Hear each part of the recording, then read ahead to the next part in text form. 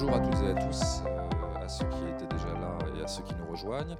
Pour poursuivre et conclure cet après-midi de table ronde, nous allons nous intéresser au BTP et voir en quoi il peut constituer un secteur d'avenir. En effet, face aux enjeux et aux objectifs de la loi de transition énergétique, la construction apparaît aujourd'hui comme un secteur économique d'avenir qui conjugue recherche, innovation et savoir-faire. Alors, est-ce que vous voulez des preuves ? Bien oui, il y en a. PropTech, BoilTech, robotique, intelligence artificielle, réalité augmentée ou virtuelle, drones, tablettes sur les chantiers, ou encore le mystérieux BIM dont on va parler tout à l'heure. Tout comme l'immobilier, le BTP est en forte mutation grâce aux innovations numériques et technologiques, ce qui facilite les démarches dans le sens des réductions énergétiques et de la construction environnementale. Aujourd'hui, on parle même de construction durable. On parle aussi d'éco-construction, d'éco-matériaux et de construction numérique. Et c'est vrai, et c'est intéressant d'ailleurs de faire le lien avec ce qu'on vient de dire sur l'industrie et son image. Après avoir longtemps souffert d'un déficit d'image, la filière constitue actuellement un enjeu majeur de la loi de transition énergétique. Et donc, afin de voir en quoi le BTP est un secteur d'avenir, je vous présente nos invités. Stéphane Louya, vous êtes responsable du pôle transition énergétique de l'ADEME, l'Agence de l'environnement et de la maîtrise de l'énergie. Laurent Place, vous êtes directeur des écoles des éco-activités, résumé sous le terme Léa, c'est ça, et aussi de l'IDTech. Alors vous allez nous expliquer d'ailleurs comment ça se met en place, ça se combine. Jean-Pierre Pissarra, vous êtes architecte des PLG et enseignant à l'université de Cergy-Pontoise, et David Noguera, gérant de Maison Wedgwood, et vous êtes tous les deux en tandem dans votre présentation. On va voir un petit peu comment vous avez construit ou co-construit, presque éco-construit votre présentation. Voilà. Et je voulais aussi accueillir Michael Bustillo, MB Design, qui va justement tout à l'heure nous parler du fameux BIM, qui est très intéressant et assez mystérieux en même temps. On a vraiment envie d'en savoir plus, donc restez bien jusqu'au bout pour savoir ce que c'est que le fameux BIM. Je ne vais pas dire tout de suite ce que c'est. Alors on va commencer avec Stéphane Louya. Alors, quand même, peut-être un point de départ, nous dire ce que c'est que l'ADEME, parce que je ne sais pas si le public est bien au courant de tout ça. Eh bien non, je suis sûr que non en fait. Alors l'ADEME, c'est un établissement public. Juste pour préciser ce qu'est un établissement public, vous en connaissez des bien plus fameux que l'ADEME. Météo France par exemple, ou Pôle emploi est un établissement public. En fait, c'est une structure de salariés qui a des objectifs qui lui sont confiés par le gouvernement. Alors Météo France travaille, vous savez sur quel sujet, Pôle emploi sur le contrôle et l'accompagnement à la recherche d'emploi. L'ADEME, qui veut dire Agence de l'environnement et de maîtrise de l'énergie, a pour métier d'accompagner la transition énergétique et la transition environnementale en France et a vocation d'accompagner à la fois en expertise mais également en financement l'ensemble de ces transitions environnementales, des particuliers, des collectivités locales et des entreprises. Donc ça, c'est le canevas un petit peu général par rapport à l'ADEME. Et alors, vos activités ou vos actions précises par rapport à notre thématique et par rapport à ce secteur du BTP alors pour le coup, sur le secteur du BTP, et d'ailleurs dans votre présentation, finalement je suis assez rassuré puisque l'ADEME travaille principalement sur la partie B de BTP, la partie bâtiment, et finalement assez peu sur la partie travaux publics. Et sur le volet des bâtiments, l'ADEME accompagne ce secteur d'activité dans la transition énergétique et la transition climatique, qui sont deux enjeux dans lesquels finalement tout citoyen nous nous situons, puisque vous le savez tous par cœur, ou peut-être pas encore, mais en fait on a de grands défis face à nous. Un premier défi qui est celui de réduire nos émissions de gaz à effet de serre pour essayer d'adapter et d'éviter un réchauffement climatique trop important. Et le deuxième, c'est de gérer une transition énergétique. Aujourd'hui, on a, et le secteur du bâtiment en fait partie, une très forte dépendance à des approvisionnements énergétiques s'appuyant sur les énergies fossiles, pétrole, gaz et charbon. Et donc on a une transition forte vers les énergies renouvelables. Et le bâtiment est au cœur de ces enjeux, puisque c'est le premier consommateur d'énergie de tous les secteurs d'activité, mais c'est également un des premiers émetteurs de gaz à effet de serre, le premier étant le secteur du transport, mais le bâtiment arrive en deuxième niveau. Et donc le bâtiment a un rôle à jouer essentiel et des évolutions essentielles, structurelles à jouer, notamment parce qu'il est au cœur des grands enjeux qui animent la France et la planète et l'ADEME à son niveau, que sont la lutte contre le changement climatique et la lutte contre la raréfaction des énergies fossiles et l'évolution d'un modèle ultra consommateur à un modèle de bâtiment qui va peut-être même devenir un bâtiment producteur d'énergie. Oui, alors comment on articule cette idée de rénovation et de performance énergétique? Parce que c'est vrai que comment ce duo fonctionne? Alors, le sujet de la performance énergétique ou le sujet de l'efficacité énergétique d'une manière générale dans le secteur du bâtiment se traduit dans les discours principalement autour du sujet de la rénovation, c'est-à-dire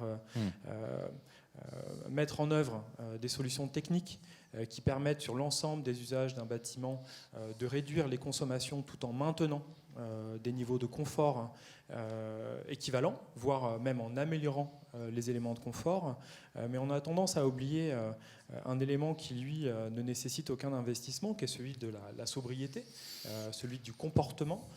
Et en fait, plus nous allons avancer vers des bâtiments performants et parfois des bâtiments intégrant de la technologie, plus il va falloir être vigilant sur la bonne compréhension et la bonne appropriation de ces sujets technologiques, parce que le bâtiment d'avenir, c'est un bâtiment résilient, un bâtiment sobre, low-tech, mais c'est aussi du high-tech. Et sur ce sujet du high-tech, il va falloir aussi tous être au niveau de compréhension de ces nouveaux éléments, de ces automatismes, de systèmes de régulation, pour que la performance énergétique soit réellement atteinte sur le secteur. Donc vous avez quand même une mission très importante de sensibilisation à ces enjeux, à ces questions. Ça, c'est très, très clair. Il y a encore du chemin à faire. Est-ce que vous avez le sentiment qu'aujourd'hui, vos messages passent bien, que la prise de conscience est là, qu'elle est forte? Pas tout à fait. Pas tout à fait. Alors, le sujet de la sensibilisation, le sujet de l'information, c'est un sujet qui est travaillé par l'ADEME, mais pas exclusivement. Oui. L'ADEME le travaille avec des partenaires de premier niveau, qui sont directement en contact avec les particuliers, avec les collectivités locales et avec les entreprises. Donc l'ADEME ne travaille jamais seul. Malgré tout, on se rend compte que les dynamiques engagées ne sont pas aujourd'hui suffisantes.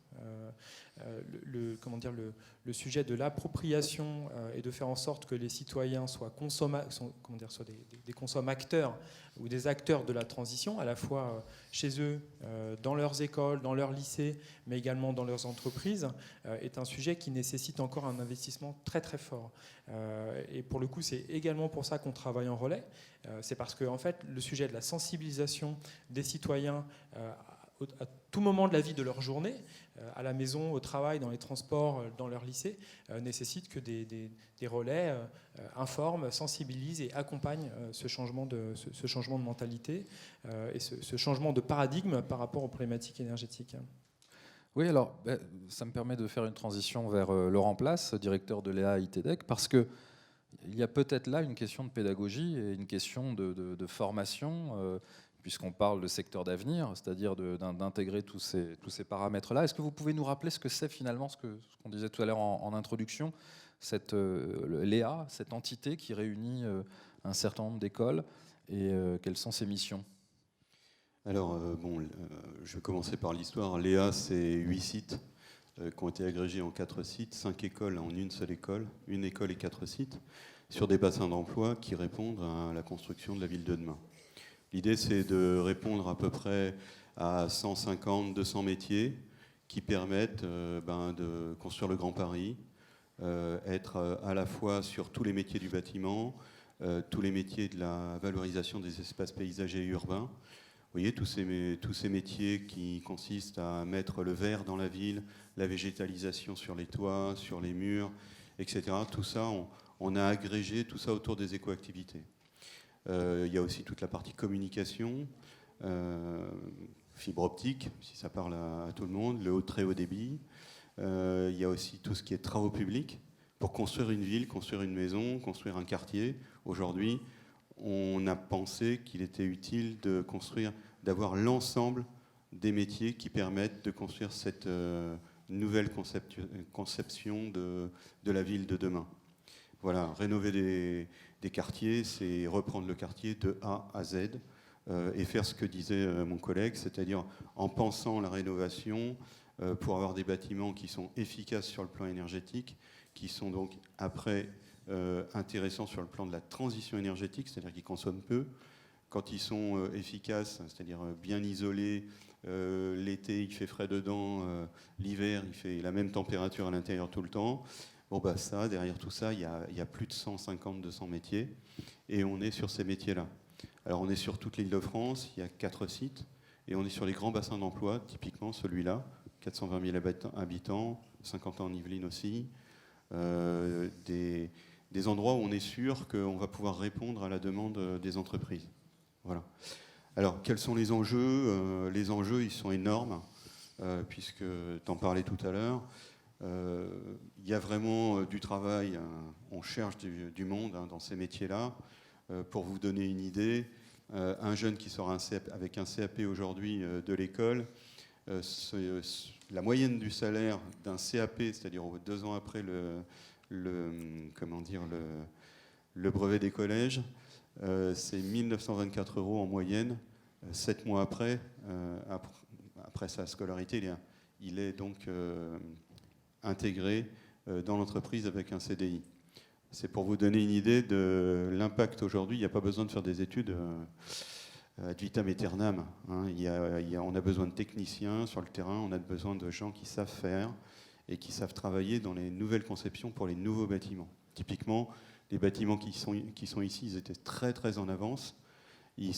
Ça représente, en termes d'économie d'énergie, c'est pas génial, mais en termes d'ergonomie, ce sont des bâtiments qui sont très en avance.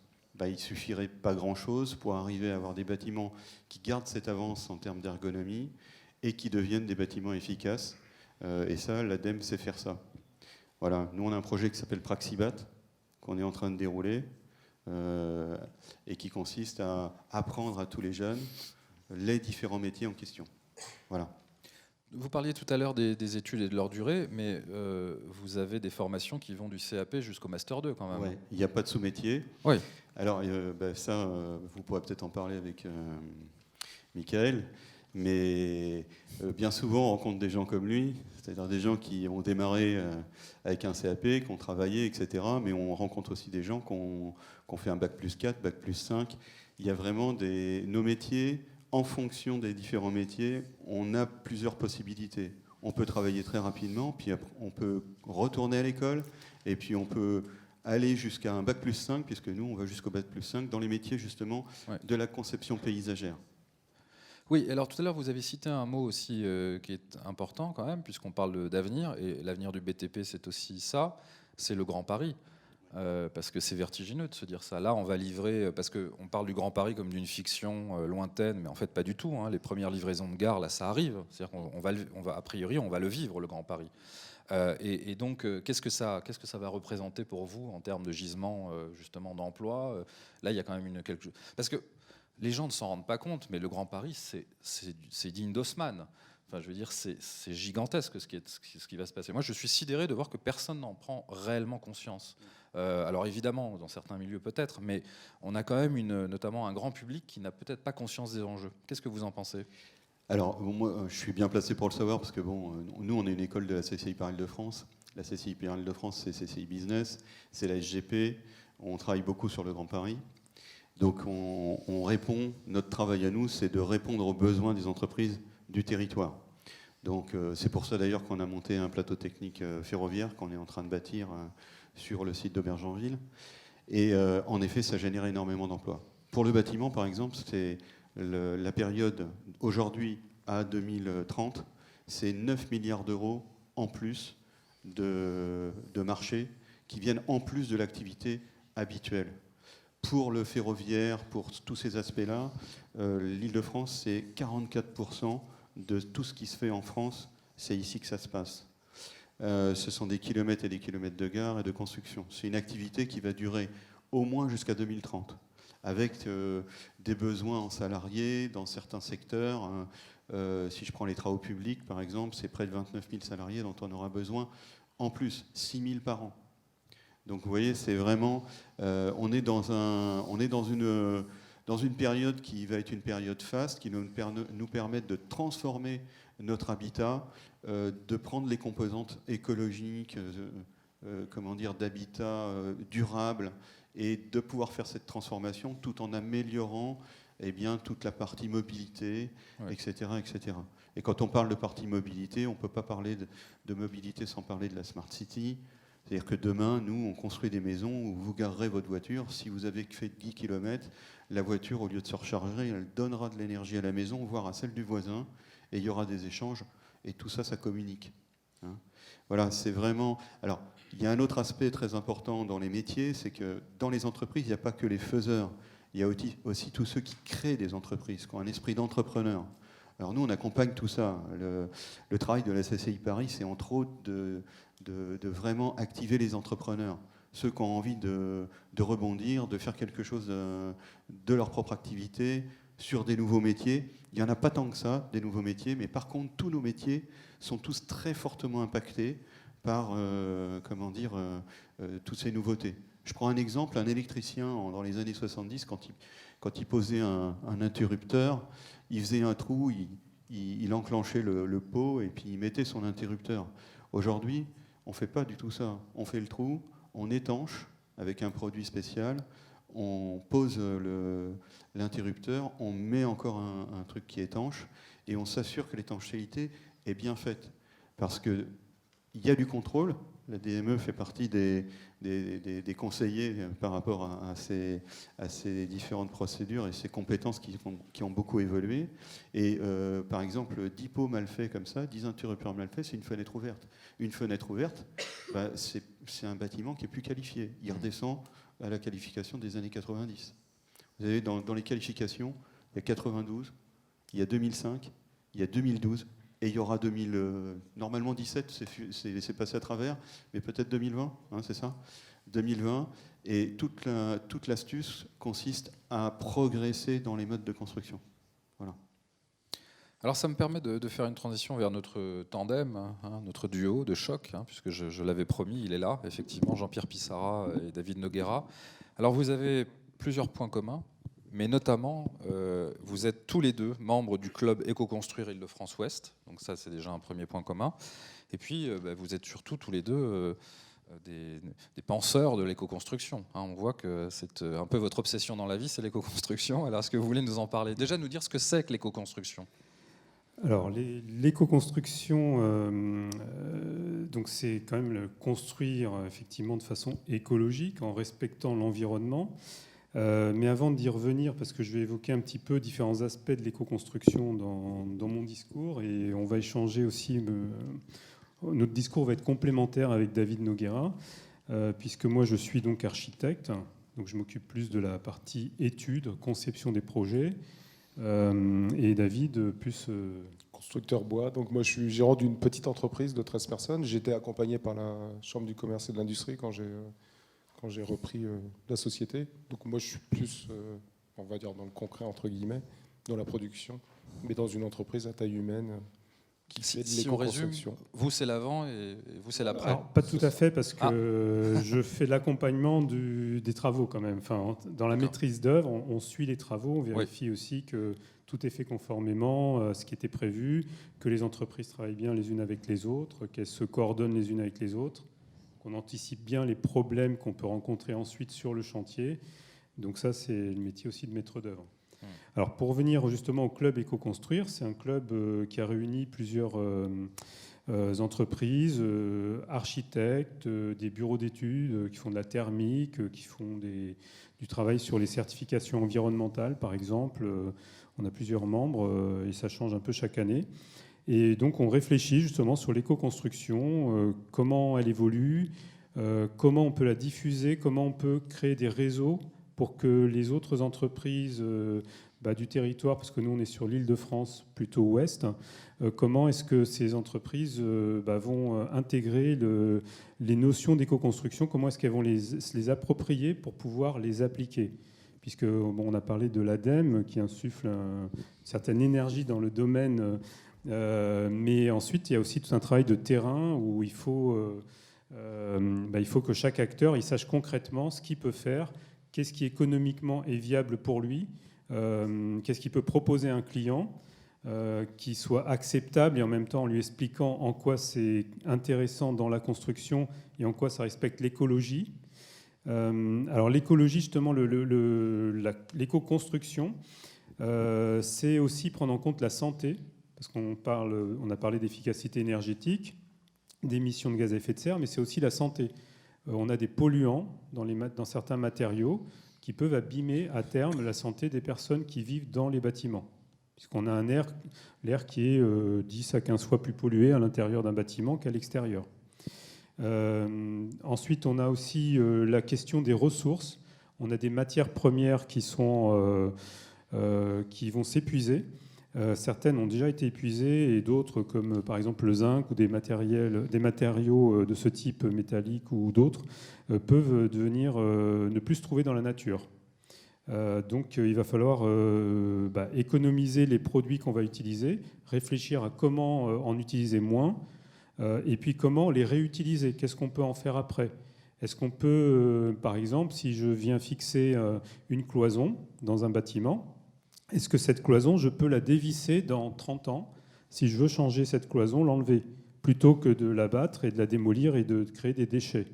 Et ensuite, on ne sait pas forcément toujours trop quoi en faire. Ou alors, est-ce que je peux la réutiliser dans un autre bâtiment parce qu'elle est facilement démontable ? Voilà, donc ce sont des questions, le recyclage, le réemploi, qui sont très importantes. On a, je cite quelques notions comme ça importantes, la consommation d'énergie, je ne reviens pas dessus, mais elle est très importante. Le bruit, c'est aussi le confort des uns et des autres. C'est pris en compte dans l'éco-construction. La durée de vie des bâtiments, construire aussi quand même pour durer. Construire aussi pour pouvoir changer, donc pouvoir adapter les bâtiments, parce que dans 10 ans, un bâtiment de logement peut-être devenir un autre type de bâtiment, ou un bâtiment de bureau deviendrait un bâtiment de logement. Ça se voit de temps en temps. Donc comment est-ce qu'on peut le transformer ? Bien entendu, l'entretien du bâtiment. Est-ce qu'il va être facile à entretenir ? Est-ce qu'on va pas rendre les choses difficiles et du coup compliquées, créer de la pollution derrière, parce qu'il va falloir redécaper toute la peinture de la façade du mur extérieur, par exemple, enfin, tout le mur extérieur, pour l'entretien, alors qu'avec un autre système, on pourrait juste avoir un ponçage réduit, repeindre par-dessus. Enfin, il y a plein de systèmes constructifs qui permettent un entretien plus ou moins compliqué ou simple. Donc il faut le simplifier. Là, l'eau, voilà. Essayer d'infiltrer l'eau dans le sol plutôt que de l'envoyer directement dans les stations d'épuration, dans les égouts, par exemple. Donc on a pour ça, par exemple, des toitures végétalisées. On a plein d'autres systèmes. On peut récupérer de l'eau de pluie. On peut, au lieu de tout bétonner, on peut essayer de faire en sorte que l'eau s'infiltre. Sur le traitement de l'eau, en fait, le fait de faire des toitures végétalisées, quand on relie les eaux de pluie aux égouts, ça permet de réguler un petit peu le renvoi d'eau dans les égouts. Ça fait tampon un petit peu. Et également, quand on fait des maisons, on fait des doubles réseaux pour que tout ce qui est toilette et lave-linge soit relié aux récupérations d'eau pluviale, en fait, plutôt que de prendre de l'eau traitée et qui est destinée à être consommée. En fait, on préfère utiliser les eaux de pluie. Donc ça fait une grosse économie d'eau. Voilà, bon, il y a bien d'autres aspects, mais juste un dernier aspect qui est très important et qui dont on entend de plus en plus parler, qui est aussi la biodiversité. C'est-à-dire qu'on a aussi les espèces végétales, les arbres, les plantes, les insectes, tous les animaux qui sont autour de nous, que ce soit en ville ou à la campagne, qui ont tendance à se réduire, puisque après, tout n'est pas lié au bâtiment, mais il y a bien sûr des questions aussi liées à des produits polluants ou autres. Mais on peut aussi dans le bâtiment prévoir des espaces, des éléments qui peuvent permettre à ces espèces de cohabiter avec les bâtiments. Voilà. Donc ça, c'est un point très important pour éviter justement la disparition de certaines espèces animales qui sont importantes. Je vous donne un exemple, les abeilles par exemple. Sans les abeilles, on aura de gros problèmes, puisqu'elles pollinisent les fleurs, enfin toutes les plantations, enfin les plantes. Je ne suis pas un spécialiste de ça, mais en tout cas, il faut essayer de faire en sorte qu'on puisse vivre avec ces insectes, avec ces animaux, avec toute la végétation qu'on a autour de nous, qui est importante pour les humains également. Donc le bâtiment peut y contribuer. Je vais juste continuer très rapidement sur Sur un point important, c'est que pour moi, et David complétera, c'est que tout ne passe pas par les nouvelles technologies. Là, vous entendez beaucoup parler de nouvelles technologies. Les nouvelles technologies peuvent être des outils très intéressants qui peuvent aider à un certain nombre d'objectifs pour l'environnement, pour respecter l'environnement, mais ça peut être aussi source de beaucoup de métiers. Mais l'avenir, à mon sens, dans l'éco-construction, c'est aussi le respect de l'environnement qui passe aussi parfois par la réappropriation, la réutilisation de techniques parfois qui peuvent sembler anciennes. Par exemple, construire avec de la terre. On construit avec du béton, beaucoup en ce moment, mais on est en train de revenir, on est en train de faire des recherches. Il y a des petites usines qui sont en train d'être créées, même en Île-de-France, des quartiers à base de terre qui est séchée au soleil, de la terre crue. Et ça, c'est un matériau qu'on ne va pas chercher très loin et donc qui consomme peu d'énergie, d'essence avec les camions qui vont circuler, qui font plusieurs centaines de kilomètres. Là, ça serait beaucoup plus local et ça consommerait beaucoup moins d'énergie pour le coup. Et on a aussi de la paille. On peut utiliser de la paille, on peut construire en paille. Et ça se fait. Et il y a plusieurs constructions qui sont faites en paille aujourd'hui et qui sont très solides. Voilà. Et qui apportent beaucoup d'avantages. Donc je ne vais pas plus développer. Je vais laisser David compléter. En rapport avec les métiers que vous pourrez faire éventuellement demain, en fait, effectivement, vous avez des métiers high-tech, souvent qui sont dans des structures plus importantes, mais en fait, les métiers liés à l'environnement, ça peut être aussi des petites structures. Donc moi, je représente plutôt une petite structure. Hormis le fait que nous, on a une clientèle qui apprécie la proximité, donc moins de déplacements, donc moins de pollution, le relationnel dû à une petite structure. Il y a aussi toute la partie responsabilité sociétale et environnementale qu'on peut aborder dans une petite structure. Les clients apprécient d'avoir affaire à une petite structure qui à la fois travaille en éco-construction. Donc on fait effectivement... on travaille avec du bois, de la terre, on fait beaucoup de végétalisation, on peut faire de la paille.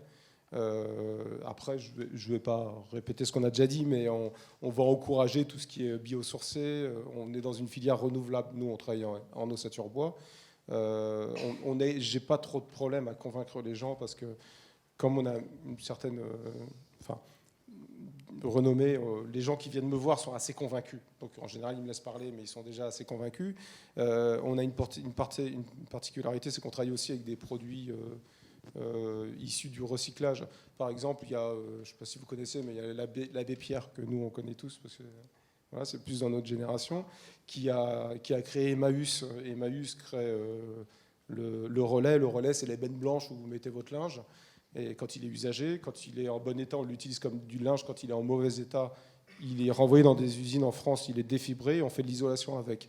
Donc en fait, tout ça, c'est des modes constructifs qu'on utilise en éco-construction. Je peux insister juste sur un petit point là-dessus. Sur cet isolant en fait, qui est fait à partir de... ce sont des jeans qui sont recyclés. Vos anciens jeans, donc vous les mettez dans ces fameuses bennes blanches, ils sont recyclés et ensuite ils sont triés dans une fabrique qui est à Chanteloup-les-Vignes, pour parler d'ici, dans cette zone, il y en a partout en France. Et ensuite, ils sont fabriqués. Et ensuite, on en fait différentes choses, et notamment, on en fait un isolant qu'on broie et qu'on peut mettre dans les murs.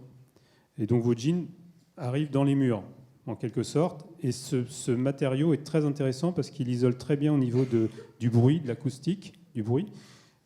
Et il isole très bien au niveau aussi de la thermique, il isole bien les bâtiments pour la chaleur. Et ce qui est très intéressant, c'est qu'ils font travailler des gens qui sont en insertion, qui ont eu des difficultés dans leur vie parfois, et qui retrouvent, ils les aident pendant 2 ans, 3 ans à travailler avec eux, et ensuite ils leur permettent de trouver un nouvel emploi. Donc il y a ce côté qui est social, qui est très intéressant aussi. Donc la construction, c'est des métiers d'avenir, et la construction écologique et sociale, c'est vraiment très tendance. Et en fait, c'est vraiment une partie différente de la construction traditionnelle qui crée de l'emploi aujourd'hui. Et en fait, moi, je ne connais pas de charpentier menuisier aujourd'hui sérieux qui n'ait pas de travail, en fait. Voilà. Alors, si je me permets, peut-être pour une transition, justement. J'avais quand même... j'ai bien insisté sur le fait qu'il n'y a pas que les nouvelles technologies, à mon sens. Les nouvelles technologies peuvent aider, mais parfois même pour trouver des nouvelles façons de construire avec des techniques anciennes, qui sont adaptées à nos besoins d'aujourd'hui, puisqu'on n'avait pas les mêmes besoins il y a 100 ans en arrière. Par exemple, il y a des nouvelles technologies, j'ai regardé, parce qu'on les utilise pas encore énormément, mais on entend beaucoup parler, et je pense que ça va venir de plus en plus à l'avenir. Par exemple, les impressions en 3 dimensions, et peut-être que ça sera évoqué. Il y a beaucoup de robotique aussi, il y a des systèmes d'automatisation pour monter des murs en briques, par exemple, ça existe.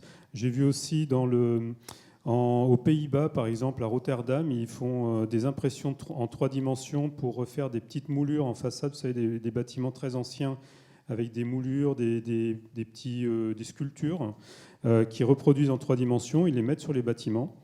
Voilà, donc il y a beaucoup de choses comme ça qui peuvent être très intéressantes. Il y a aussi un exemple très intéressant, par exemple, on a des problèmes dans les bâtiments pour désamianter les bâtiments, parce que l'amiante, c'est très dangereux pour la santé.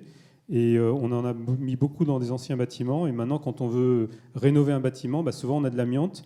Et il y a des petits robots maintenant qui permettent d'éviter que les ouvriers soient en contact avec l'amiante pour désamianter, par exemple. Et je laisse...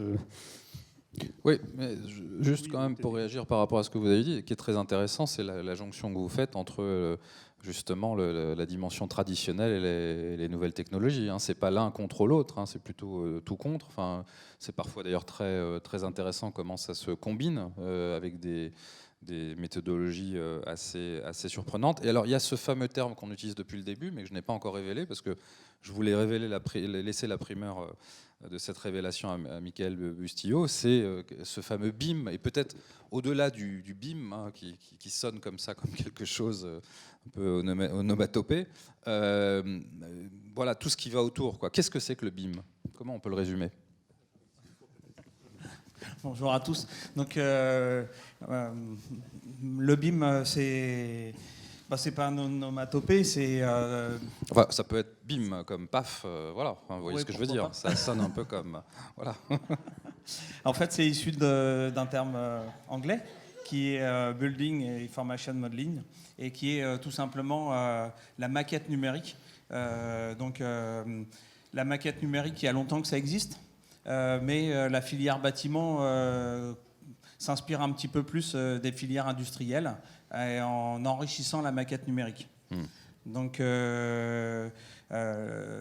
c'est aider au niveau du bâtiment à suivre le bâtiment, en fait, de sa construction à sa déconstruction. Donc, on a beaucoup parlé du BIM dans les projets neufs.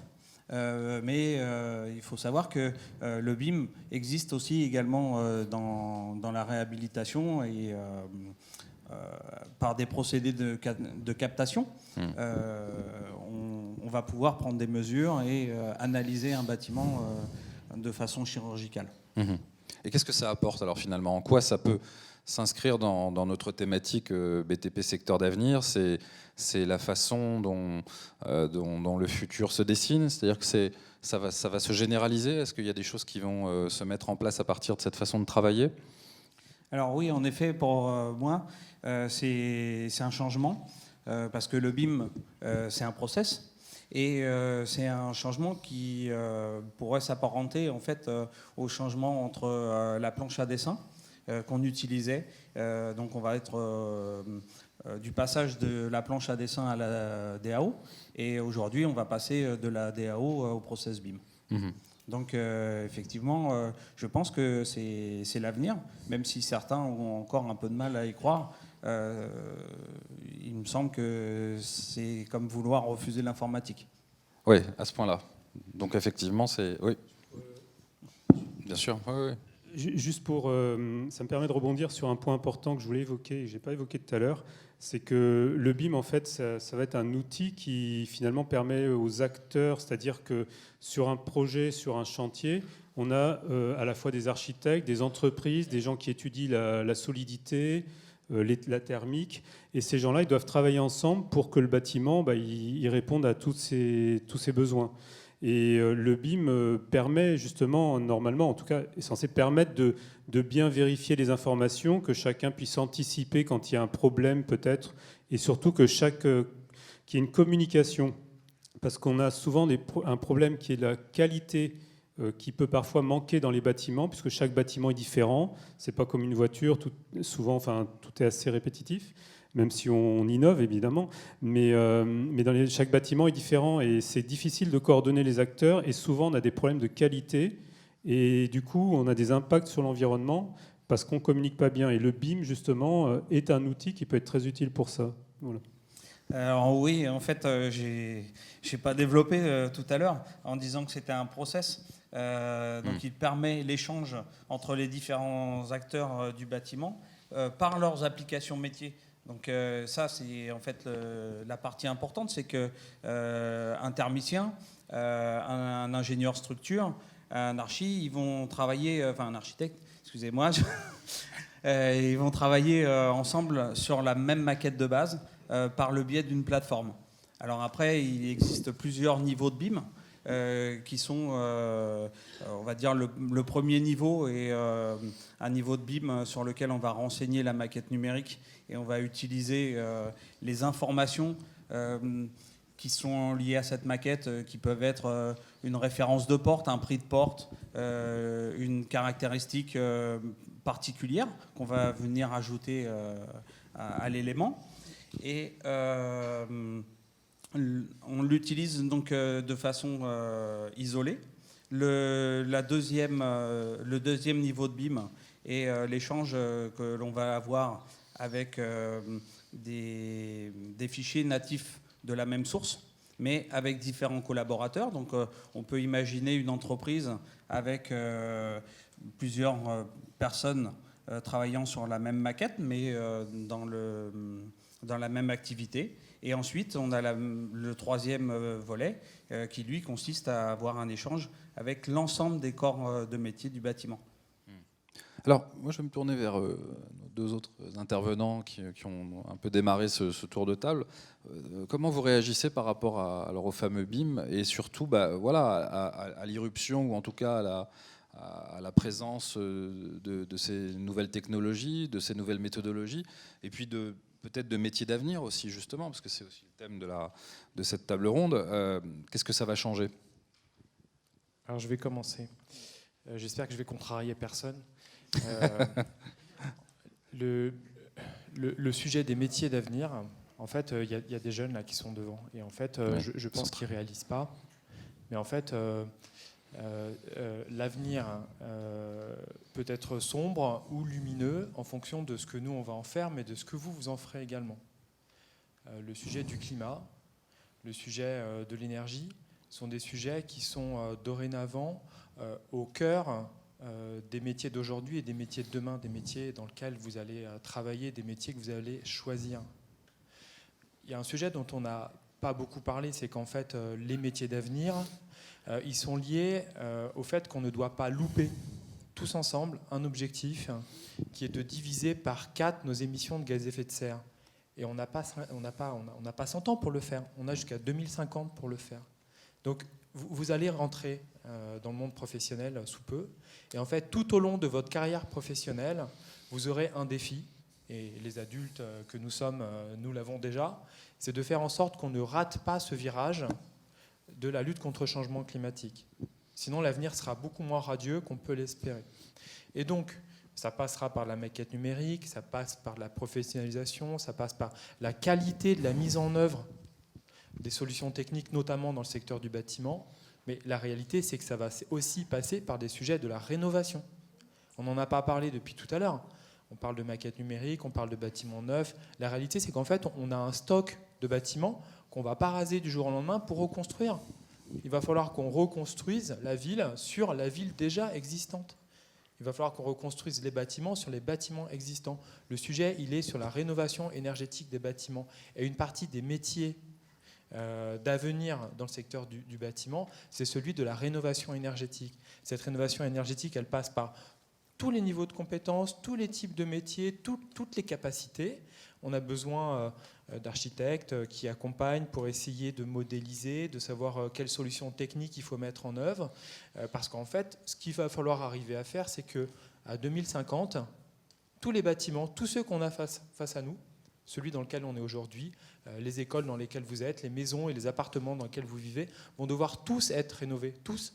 Et puis c'est pas juste rénover, on refait un enduit, c'est rénover à des hauts niveaux de performance énergétique. C'est ça le sujet dans lequel on est. C'est rénover 500 000 logements par an à très haut niveau de performance énergétique. Et bien donc, tous ensemble, il va falloir qu'on y arrive. Et pour y arriver, il va falloir les étudier, il va falloir bien mettre en œuvre les solutions techniques, il va falloir aussi accompagner et former les gens qui vont vivre dans ces bâtiments réhabilités, parce qu'on n'y vivra pas de la même manière. Parce qu'il y aura de la domotique, parce qu'il y aura de l'automatisation, parce qu'il va falloir aussi travailler sur la régulation, travailler sur le comportement. Et donc les métiers de demain, c'est des métiers de mise en œuvre de solutions, c'est des métiers d'intelligence, mais c'est aussi des métiers d'accompagnement des ménages, d'accompagnement des entreprises, d'accompagnement des universités et des écoles sur comment est-ce que l'on vit dans ces bâtiments réhabilités. Parce qu'on n'y vivra pas de la même manière qu'on y vit aujourd'hui.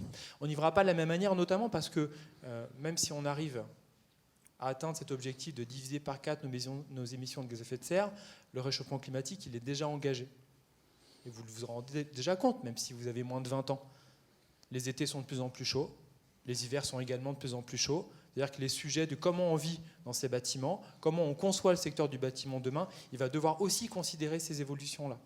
Donc il va falloir aussi qu'on soit capable de projeter un avenir dans des éléments de climat qui ne seront pas forcément ceux dans lesquels on vit. Et donc c'est effectivement le secteur du bâtiment est effectivement un secteur d'avenir, c'est même certainement le secteur d'avenir le plus fort en termes de création d'emplois, tout simplement parce qu'on a un objectif conjoint qu'il ne faut pas rater, c'est de vivre dans des bâtiments plus performants, tout en gardant une qualité de confort minimum, ou même améliorer la qualité de confort dans le patrimoine déjà existant.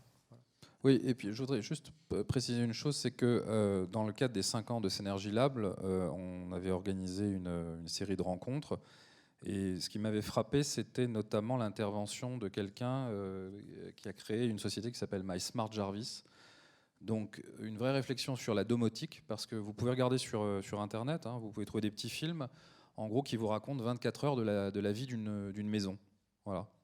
Équipée, maison intelligente, et puis tous les enjeux que vous évoquiez, c'est-à-dire qu'effectivement, on aura sans doute besoin de former les gens, puisqu'on aura des dimensions de technologie de plus en plus élaborées. Alors on commence à le voir, nous, avec des choses banales, comme les enceintes connectées, qui sont en train de se multiplier. Voilà, c'est un signe déjà de tout ça, mais ça va aller beaucoup plus loin. Et donc la maison intelligente et toutes ces données-là vont jouer un rôle crucial. Alors pour être sûr quand même que mon propos ne soit pas déformé, oui.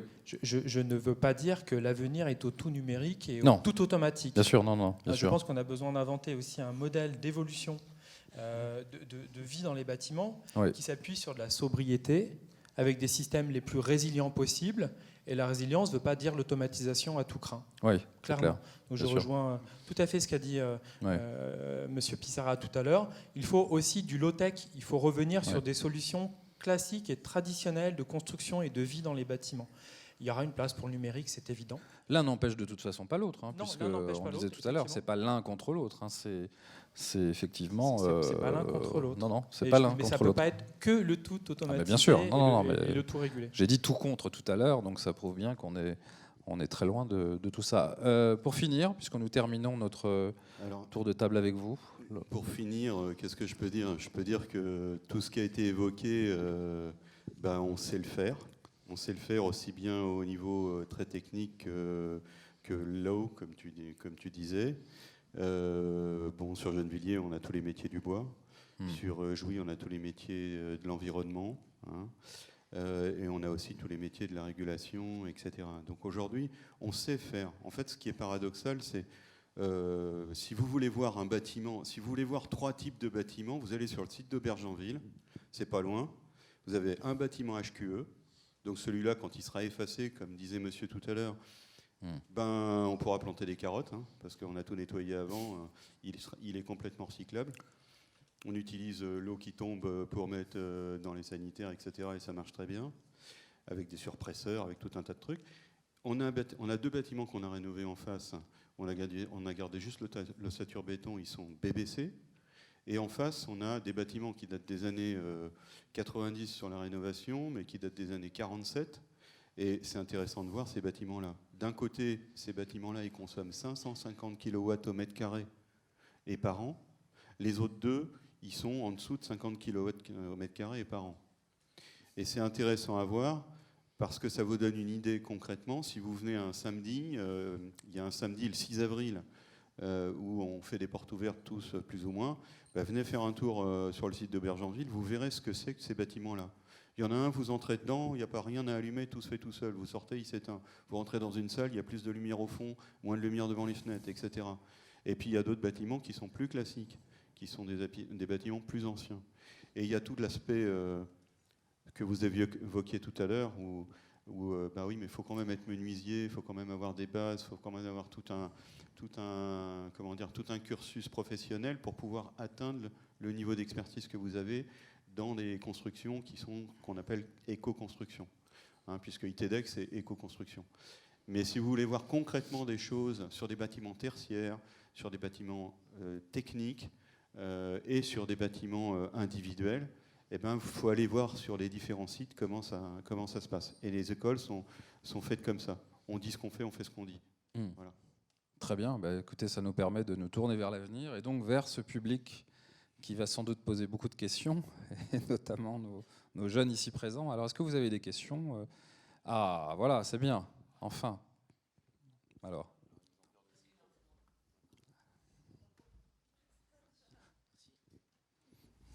Est-ce qu'une imprimante 3D permet de réaliser des maisons ou des pièces à partir de rien ? Vous voulez ? Alors, voilà, une réponse de Laurent. Oui, alors l'imprimante 3D, vous la découvrez, mais en fait, elle existe depuis 1982. Pour ceux qui... j'ai fait de la machine spéciale, moi, au départ. Et ce concept-là, il existe depuis très très longtemps. C'est comme d'allumer des pièces à distance. Il y avait un système qui s'appelle IHC, qui était au Danemark, et qui parle Minitel à l'époque, vous n'avez peut-être pas connu, mais on pouvait piloter une maison à distance à cette époque-là. Donc, réponse, oui. On a des imprimantes 3D qui, en fait, ce sont des grues, avec un automate qui pilote la grue et qui est capable d'envoyer plusieurs types de matériaux. Ça a déjà été essayé avec du ciment. Il y a des gens aux États-Unis, en Europe du Nord aussi, en Allemagne, je crois, qui font ça. Et il y a aussi des produits à base de bois, qui sont des produits qui sont vraiment inertes et qui ne font pas de dégâts pour la santé, et qui sont pilotés par une imprimante 3D. Il y a des maisons qui se construisent comme ça, en 36 heures, je crois, quelque chose comme ça. Ils la laissent tourner. Et on a les bases de la maison qui sont construites. Ça ressemble plus à un igloo qu'à autre chose, mais faut imaginer que demain, on part sur Mars, on envoie le truc, le machin construit la maison, et on rentre, on atterrit et on rentre dans la maison. On n'en est pas loin. Dans le concept et dans la technologie, on saurait faire. Après, dans la réalisation, c'est ce que disait mon voisin, faut savoir le faire. Une autre question ? En général, les études, elles sont de combien de temps ? Ça varie ou... Alors, les études, il y a toutes sortes de métiers, comme je t'ai expliqué. On a repéré à peu près entre 150 et 200 métiers sur lesquels nous, on est, qui peuvent amener à faire une part du travail. Parce que, comme disait mon collègue tout à l'heure, en fait, c'est un travail d'équipe. Un bâtiment comme ça, il existe parce qu'il y a un menuisier, il y a un électricien, il y a un plombier, il y a un chauffagiste, il y a un type qui fait les plans, lui, il y a un type qui réfléchit au bureau d'études, encore lui. Il y a des choses dans ce goût-là, il y a tout un tas de métiers. Et il y a des gens qui contrôlent, etc., etc. Lui. Et il y a des gens qui préconisent aussi, lui encore. Voilà. Donc il y a plein de métiers, ça dépend ce que tu veux faire. Alors en fait, vous...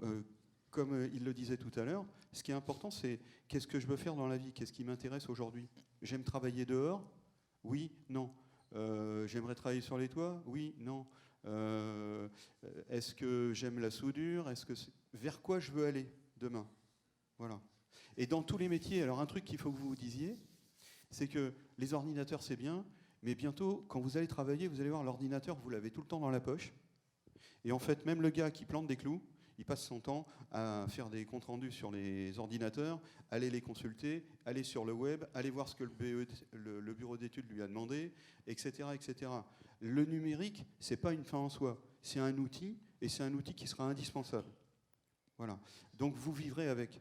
D'ailleurs, vous vivez tous avec parce que vous avez tous ça dans les poches.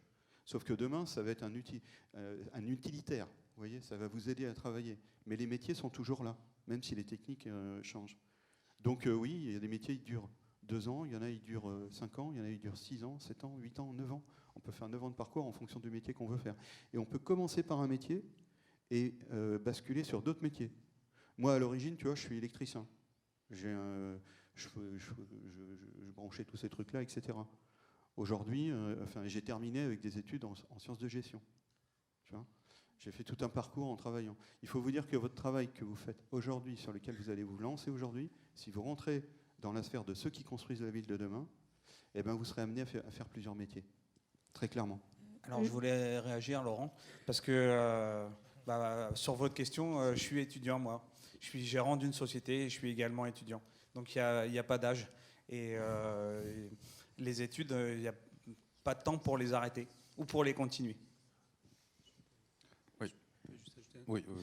Oui, alors moi je voulais juste ajouter aussi, bon, déjà je m'occupe aussi d'un master en éco-construction, c'est un bac plus 5, donc évidemment il y a plusieurs formations, on n'est pas obligé de faire un bac plus 5 pour avoir un métier dans la construction écologique ou dans le BTP plus largement. Mais voilà, on a quand même beaucoup de métiers. Ce qui est très important à mon avis, c'est de se poser la question aussi de la partie environnementale. Pour moi, c'est essentiel parce que demain, on vous a expliqué qu'il y a des enjeux importants. Quel que soit le métier, que ce soit d'ailleurs même pas forcément dans le bâtiment, vous pourrez toujours vous poser une question, est-ce que là, je fais quelque chose qui est bien pour l'environnement ou est-ce que ça, c'est pas bien pour l'environnement ? Et dans le bâtiment, on a beaucoup de questions à se poser. Je choisis un matériau parce que je vais construire. Est-ce que c'est bon pour l'environnement ou pas ? Et puis votre métier, est-ce que vous avez vraiment envie de participer activement à la protection de la planète ou pas ? Et auquel cas, ça peut aussi vous être une piste de choix de métier. Voilà. Très bien. Bon, je crois qu'il y a une dernière question. Il faut qu'on rende l'antenne. Donc, ça veut dire quoi ? Les maisons Wedgwood. Je crois qu'il faut que... En fait, à la base, le créateur de l'entreprise, il a travaillé aux États-Unis et il a travaillé dans une entreprise pour son beau-père qui s'appelait Wedgwood Home. Wedgwood, en réalité, c'est plutôt un nom propre, en fait. Mais par chance, wedge, ça veut dire coin, un coin métallique. Donc on peut imaginer qu'autrefois, on débitait les arbres avec des coins métalliques. Et wood, ça veut dire bois en anglais. Donc c'est assez proche de l'activité de faire des maisons en bois. Mais à la base, c'était quand même un nom propre, en fait. Et c'est issu d'une entreprise américaine qui s'appelait Wedgwood Home. La traduction, c'est maison Wedgwood. Voilà. Très bien. Merci. Merci beaucoup. Écoutez, je crois qu'il est temps de remercier très chaleureusement tous nos intervenants. Il y a encore une question. Voilà, merci à tous.